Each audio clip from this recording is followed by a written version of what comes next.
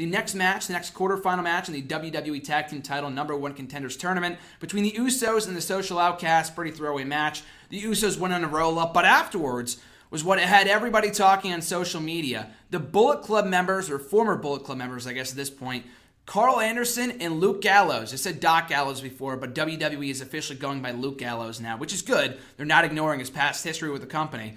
But Luke Gallows and Karl Anderson make their WWE debuts, re-debuts, what have you, by attacking the Usos in a great, strong re-debut, whatever you want to call it. Great first impression made by the former Bullet Club members. I have no idea whether they're going to be inserting themselves in the tournament or helping AJ or Balor or whatever.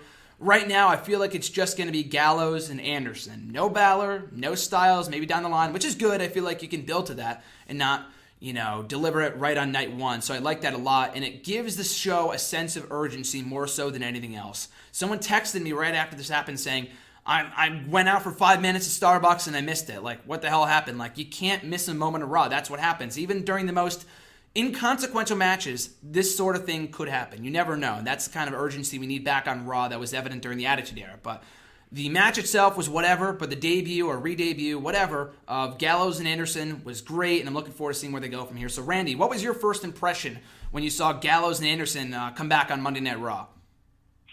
Well, Graham, you're probably going to laugh, but while the Usos and Social Outcasts were having a wrestling mat classic, I was watching the Lakers and Thunder game on NBA TV, and I said, Usos and Outcasts, click, Kobe, Kevin Durant, and then I clicked back, and then I seen these two guys coming down, they're tearing up the Usos, and it took me 2 seconds, like, what's going on? Oh, okay, now I know who these guys are. So I don't know how the match went.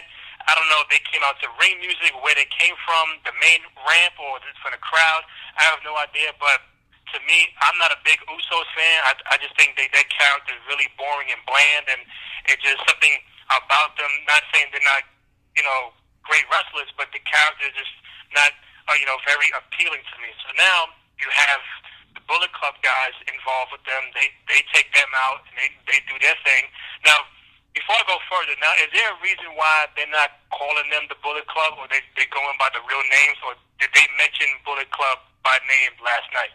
They didn't say Bullet Club by name, but I think New Japan has the trademark on Bullet Club, so they're not going to be using that name. But they did refer to it on social media. They're like a Bullet, Gallows, and Anderson make an impact. So they're not calling them Bullet Club, but they did reference their New Japan work, though. Okay, so hey man, those guys are there. I recall Gallows being there with the whole CM Punk thing, straight edge. So I knew who he was. But again, two new guys out of nowhere, revamping the tag team division the same way that the Dudleys and Enzo and Cass are going at it. Now, Gallows and Anderson are going to go at it with Usos and maybe help the characters of the Usos, because it's not going to help the Outcasts, because I don't think they're going to be involved with those two tag teams. But it definitely remains to be seen. Again, there was no vignette, no video package. They just came out and did their thing. I don't know if a vignette or video package would have helped. Just kind of get the buzz going, like they did for Baron Corbin last night. But hey, man, I'm all for new talent or new fresh talent. And if it's gonna take me away from seeing the Usos and the Lucha Dragons and fighting for the 45th time, so be it. At least I'll see the Usos fight these two guys, and it should be interesting.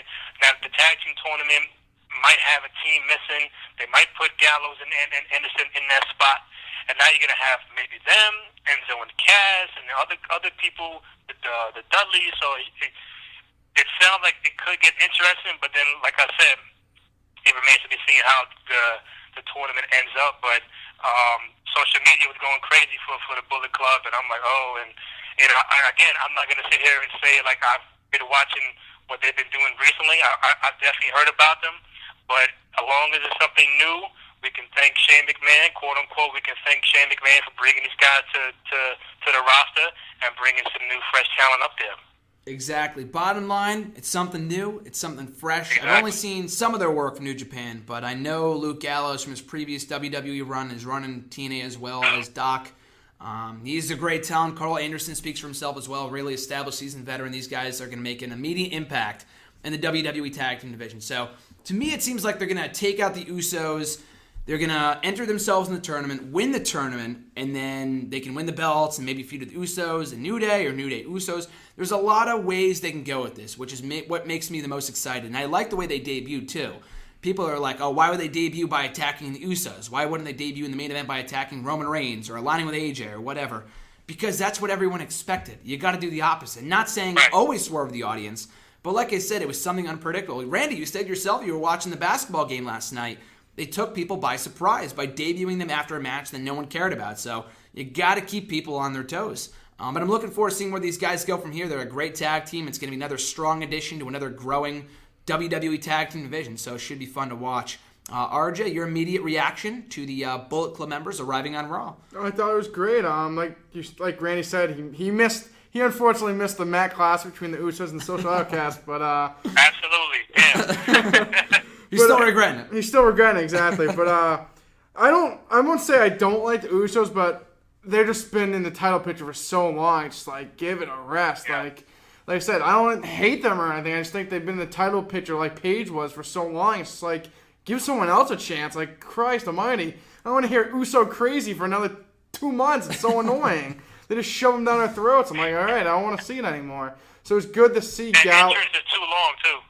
Yeah, exactly. Yep. It's like Undertaker coming out there. And it's like, come on. And like, finally, someone, like you said, it was nice to see them come out. I don't mind that they didn't come out to a vignette because it's kind of like, oh my God, who is that? It's kind of like a Shield thing. Exactly. Like, oh my God, who's that? Oh, that's so-and-so. And it's like, that's like, oh my God, who is that? Oh my God, look what they're doing. And then like you said, I think they're going to like insert themselves into the tournament, probably win it. Because like I said, we're going through last night. It'll probably come down to them and Enzo and Cass. And the Dudley Boys will screw Enzo and Cass. So like they don't look bad in defeat. And then they'll face the New Day. So I think it's good, like you said, another strong team in the tag team division that could need it. Like I said, Usos are the Usos. They are what they are. Dudley Boys are grandpas. You got Enzo and Cass are new. Vaudevillains, I don't care for the Vaudevillains at all. Dragons have been there, done that. Kalisto should be by himself. Sin Cara's terrible. And then you have the Ascension that sucks. Social Outcasts are terrible. And then Golden Truth, like I could give two craps. So, like I said, a new tag team to a division that could need it. I would say, too, did you see the promo last night that Doc Gallows cut or Luke Gallows cut afterwards? No. He said, this is where the big boys play, huh? Look at the adjective. Play. No, I didn't say that. I wish he did, though. That's what it felt like. That's what it felt like. Felt like an invasion of sorts. Not a New Japan invasion, but I love the fact that, I know Randy said he didn't know whether they came out through the crowd or not, or the entrance or whatever. They came out through the crowd. They jumped the ring wearing their street clothes. It feels real.